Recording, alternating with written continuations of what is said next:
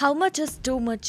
ఇప్పుడు ఈ క్వశ్చన్ ప్రతి సినిమా లవర్ మైండ్ లో బ్లాస్ట్ అవుతుంది. ఇది క్రేజా, హైపా, లేక నిజంగానే అభిమానమా?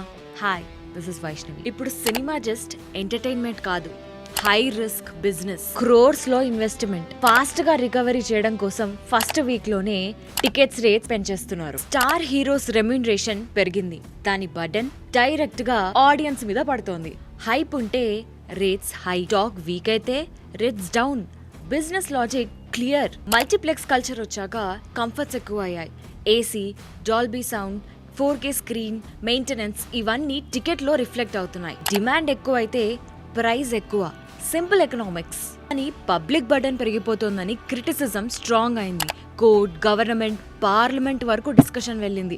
అందుకే కొన్ని మూవీస్ కి ఇప్పుడు రేట్స్ ఈజింగ్ కనిపిస్తోంది. ఇటు చూస్తే ఓటీటీ రైస్ పెరుగుతోంది, ఎందుకంటే ఆప్షన్స్ ఎక్కువ. అప్పుడు ఒక్క సినిమా 100 days అయితే ఇప్పుడు 1 week రన్ అవ్వడమే గొప్ప. ఇప్పుడు సినిమా స్పెషల్ అయితే మాత్రమే థియేటర్. పాన్ ఇండియా అంటే హైప్ కాదు, న్యాచురల్ గ్రోత్. ఇప్పుడు స్టార్ కన్నా కంటెంటే కింగ్.